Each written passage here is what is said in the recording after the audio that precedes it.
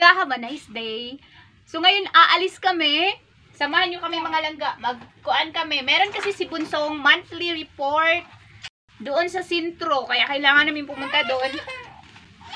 Hala, ang iyahadi ay baby po. Diba yan, oy? Sumuntik pa nakalimutan yung kanyang kuan o baby book. Lakas pa rin ng hangin mga langga. Pero kailangan naming umalis.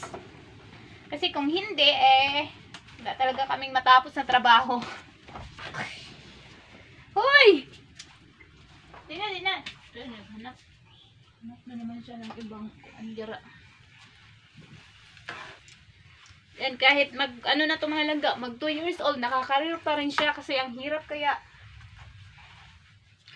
Lisod kaayo siya kuguson nga kuan kay bugat naman siya. So ilagay. Muna butang na ako siya sa karir. Ambiyan sinilas B. Susunduin lang kami ni Boss doon sa highway kasi andun sila, nag-school kasi si Kuya. Yan. Itong chinelas na to at ito yung ayaw niya. Pero walang choice kasi wala na siyang ibang chinelas. Ayaw din naman niya magsapatos. Bikas.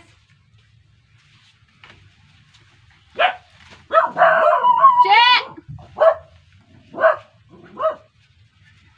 Ingay na mga aso na to.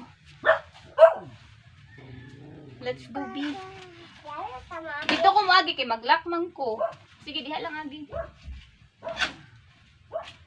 So, ayun mga langga, alis muna kami. Excited na yun. Okay. So, ayun mga langga, naglalakad na kami papuntang highway. Tingnan nyo naman yung mga aso namin. So, mama! Pa rin gago, sobrang lakas pa rin talaga ng hangin ngayon. Ayan, kasama ko si Charlotte. Yan, dun kami dadaan langga, papunta dun. So, yan, sumama silang dalawa malangga. Tapos, nakalimutan ko silang pakainin. Ay, alam niyo, minsan nakakalimutan ko na talaga yung mga bagay-bagay, mga ibang ginagawa pa. Dahil sa sobrang dami ko iniisip, ganun. Langga, malapit na kaming makarating. Pag makarating kami dyan mga langga, ayun na yung makikita yung kuan. Magandang yung mga grassland ba. Yan. Kasi doon yung bahay namin yun. Yung naiputi. Ay, yung puti na bubong, yun yung bahay namin.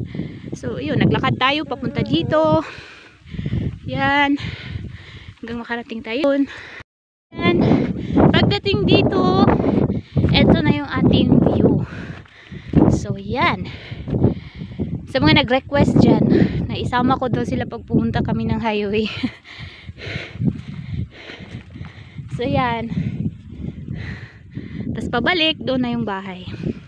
So, eto, malayo pang lakarin itong mga langga. Dito tayo mag-start. Papunta doon, papunta pa doon.